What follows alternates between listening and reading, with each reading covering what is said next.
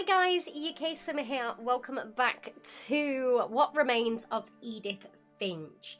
So we're going to go ahead and continue with this story from where we left off, which was poor baby Gregory died in the bath. I can't imagine my mom ever writing poetry, and yet... Okay, so this is Gus. A poem for Gus, who always said the wedding was a bad idea. Our father never hit us kids, at least not very hard, before the day my brother said with teenage disregard that he'd be dead before he'd see a wedding in our yard. Okay.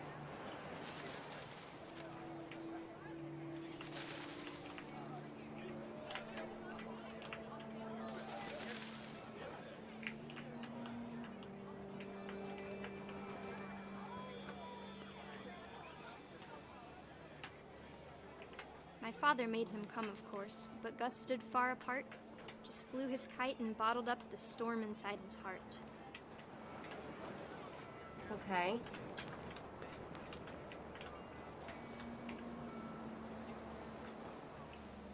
I tried to talk him out of it, but though he'd never met her, we don't need a stepmom were the words that I now remember. pronounce you husband and wife.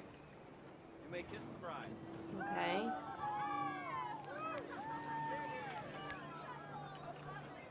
Oh.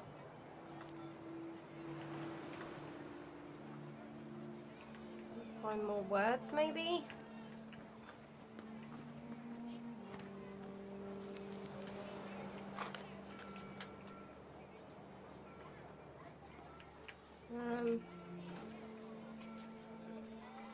I have no idea what we gotta do.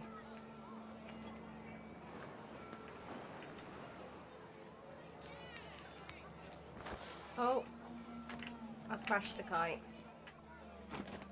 I don't know what we've got to do.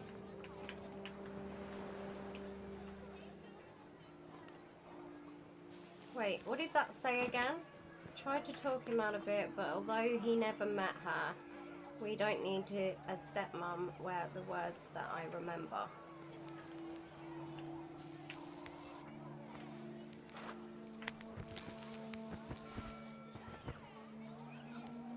Okay. Oh. There's some words there. When the time for photos came, Dad ordered him to come here. But Gus declined, and as a sign held up his middle finger. Oh dear.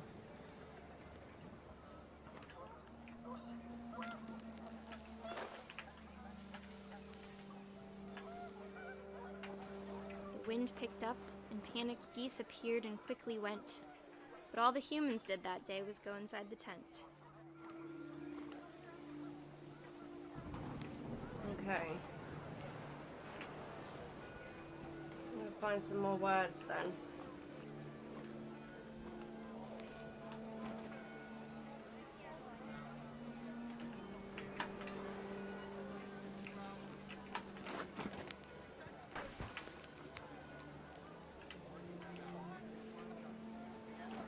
Oh, down here, look. Oh god, this is really hard to control, this blooming kite. The rain came down in buckets then, but no one seemed afraid that nature might destroy the tent our dad had crudely made.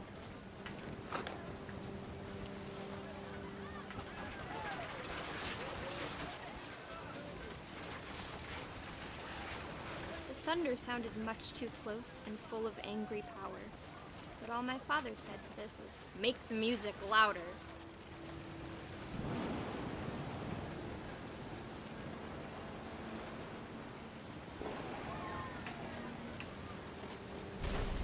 Oh!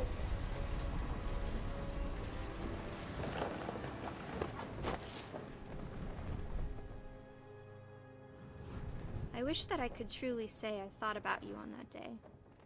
Out there on the beach alone, just you, the wind, the sea, and foam.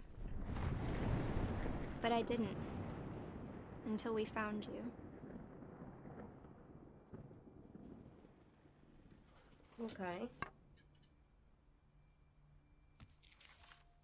So that's Gus. She never talked about him, but Mom told me once if I was a boy, they were going to name me Gus. Okay. So that's Gus's story. Can't go out that door. And climb up. My mom moved up to the loft after her brothers died. At the time, it was as far away as she could get.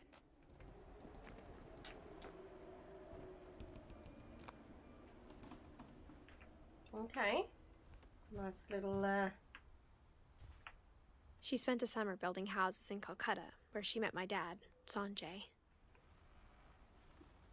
Okay.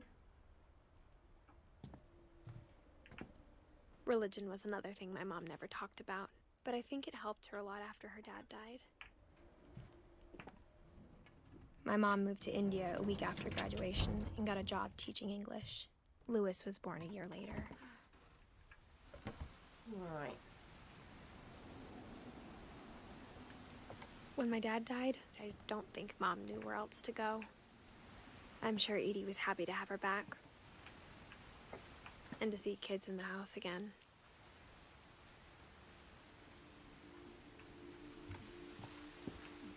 The house had to get a little bigger, but Edie was used to that. And for a while, things were good. Almost normal. That door looks like the door in The Sims. But it didn't last. The beginning of the end was Milton's 10th birthday, when Edie gave him a castle. After Milton disappeared, the only thing he left behind was a room full of paintings. Okay. So we don't know whether Milton is dead or alive then. So he could well be alive.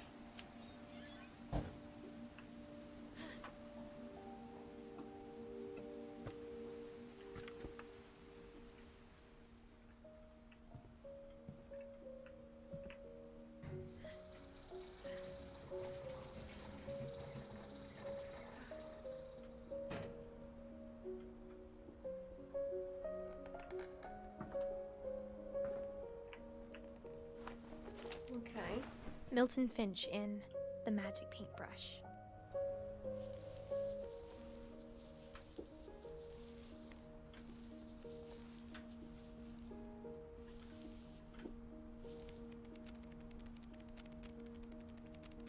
I used to love doing those as a kid. Alcohol? Did that just say alcohol?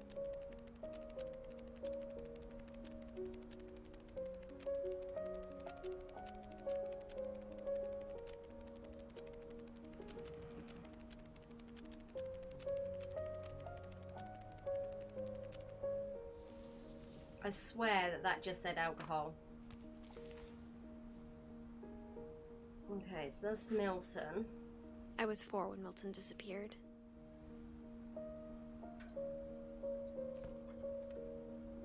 Can we look at that again? No? Okay, so we can't look at that again.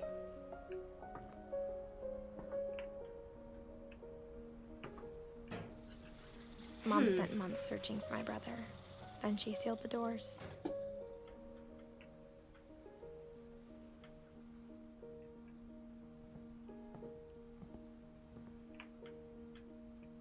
Okay, so we have to go back out here then.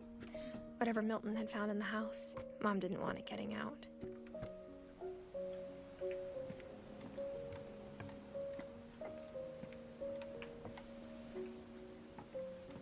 Okay. No. Gotta go back round. So there's nothing more to see up here then.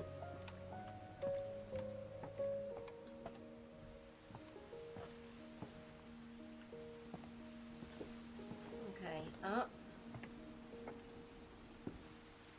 Mom definitely blamed Edie, but I think Lewis blamed himself. After he graduated, he just spent more and more time in his room. Until Mom got him a job at the cannery.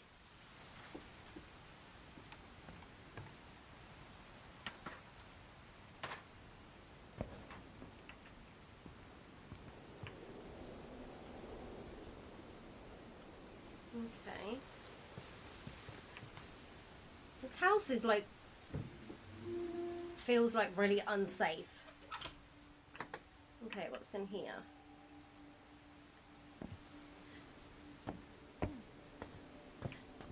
Lewis's room smelled very, very familiar. That part of him lived on. Oh. Why did that take us back out? We need to be in here.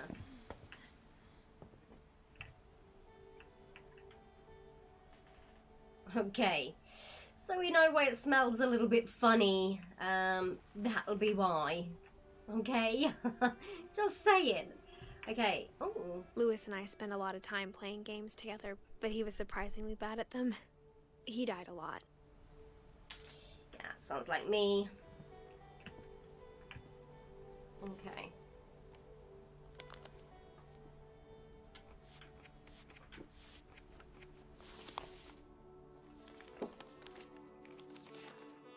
Dear Mrs. Finch, as Lewis's psychiatrist, I can understand your desire for an explanation. As I see it, the trouble began in January, shortly after we convinced your son to seek treatment for substance abuse. Okay. Newly sober, I believe Lewis first noticed the monotony of his daily life.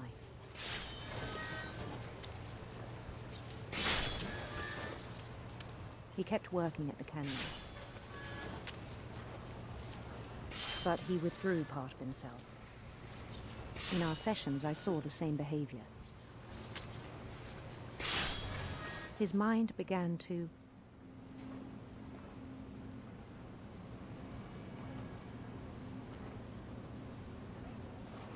His mind began to what? wander.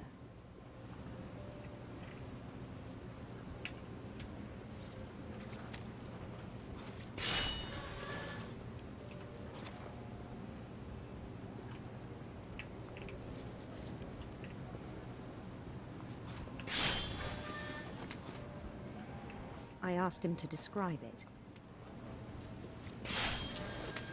He said he started small, imagining a labyrinth. He'd feel his way about. Then something moved. Okay, this is really hard. We've got to do the fish and we've got to move around this friggin' thing. Bats. And toads.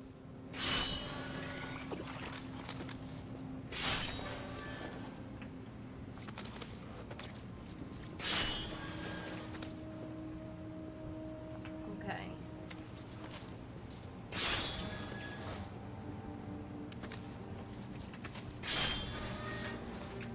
This is so hard to concentrate.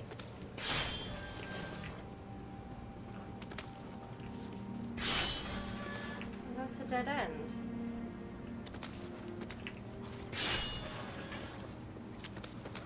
So I'm doing the fish and doing all this. And things that have not names.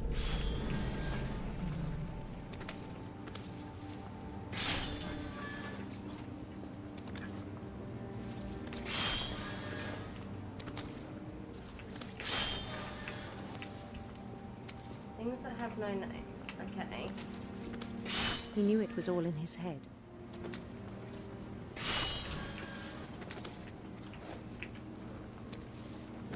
But he took it very seriously.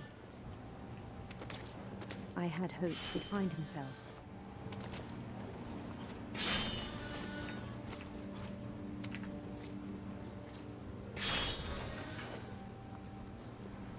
But he found something more.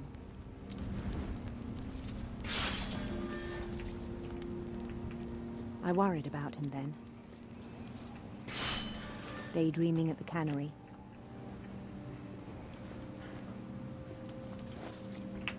I spoke with his boss. But he said Lewis had become a model employee. Methodical, tireless, focused. Like a whole new Lewis. So I let him go on.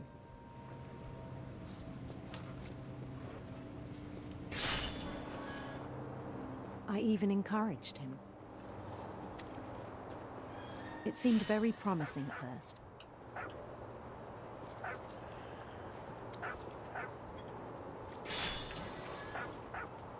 He told me he'd made a new friend.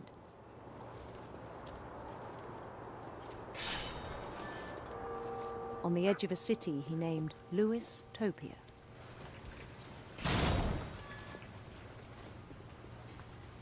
He built the city up slowly, brick by brick. Then he made musicians.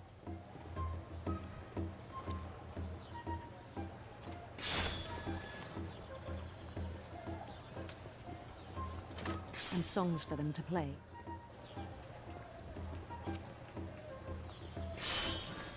He talked about starting a band.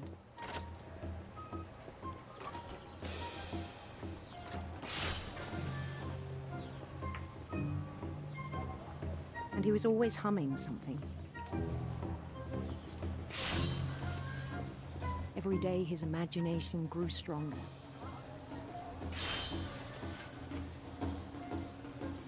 He no longer spoke at the cannery, but his chopping was as reliable as ever. Then one day it struck him that all the cheering crowds, even the stones under his feet, were all in his imagination, so he could do whatever he wished.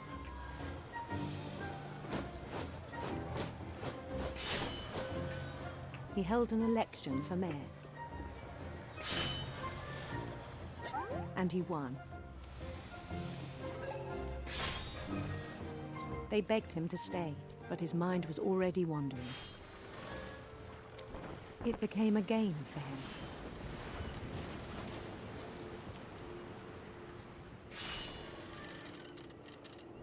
He'd conquer a city, then immediately push on. New Louisville.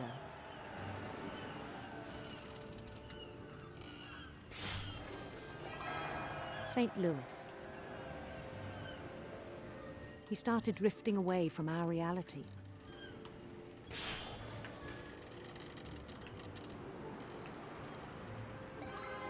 Minneapolis. Until one day he forgot to go home from the cannery. Even as his mother pleaded with him, part of Louis kept sailing on.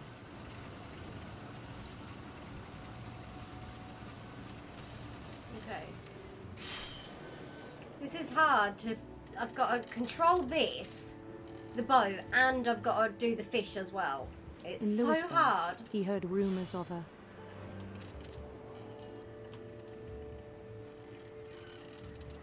handsome queen. Okay, so we could have choose either one then.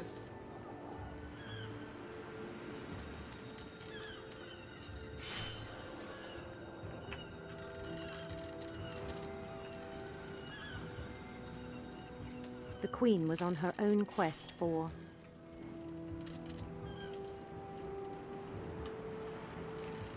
radiant rainbows.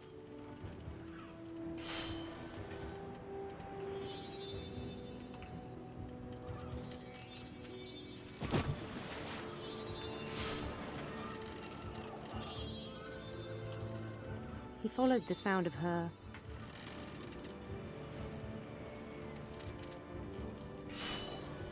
silver harp.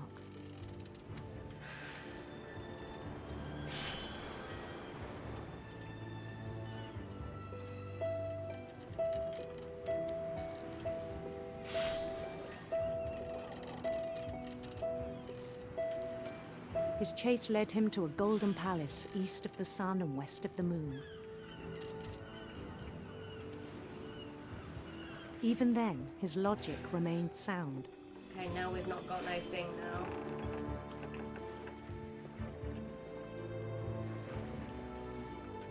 He knew the world was all in his imagination.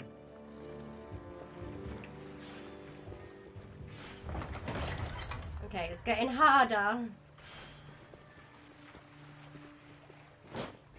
But he was so proud of having created it. In his own eyes, he'd become something greater than a king.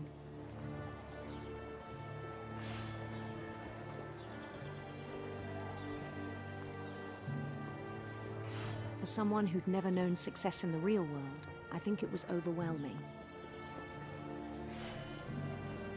And then it struck him that the real Lewis was not the one chopping salmon, but the one climbing the steps of a golden palace.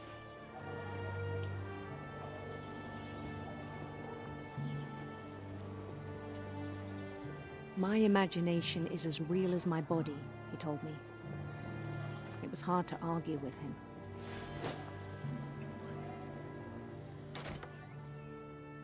Okay. Okay, so now we've not got to chop the fish. That was really hard, guys. To do both of those things at the same time. We began to forget the world we know.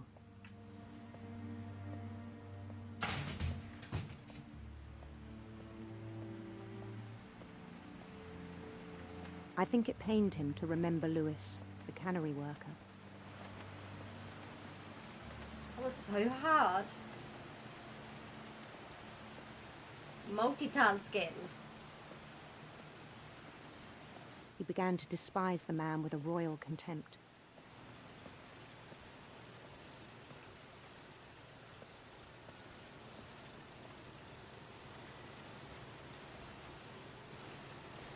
I still thought I could save him. Even after he said he was being crowned king over all the lands of wonder. The palace would be packed with his companions.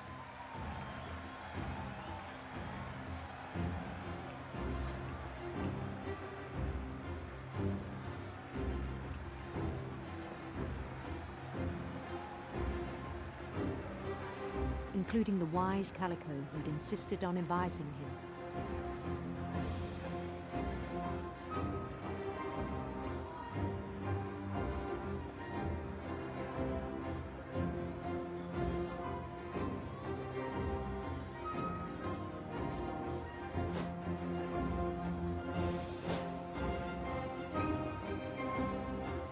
His queen waited, holding his crown.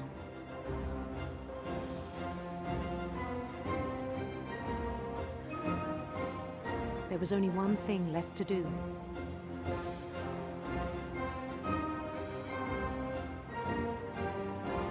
Bend down his head.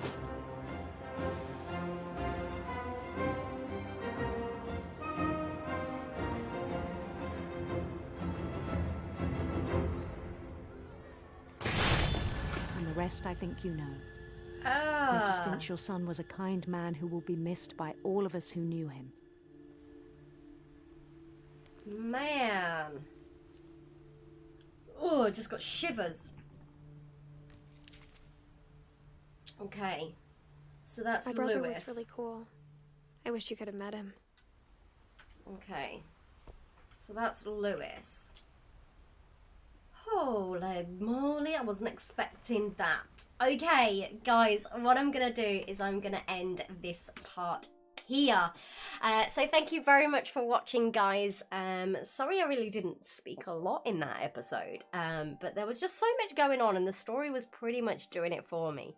But yeah, I'm really enjoying this. I actually really like What Remains of Edith Finch. I'm kind of slowly getting the story and what it's about. But I'm still not 100%, but I'm sure it will become clear very soon. But thanks so much for watching, guys, and I'll see you next time. Bye!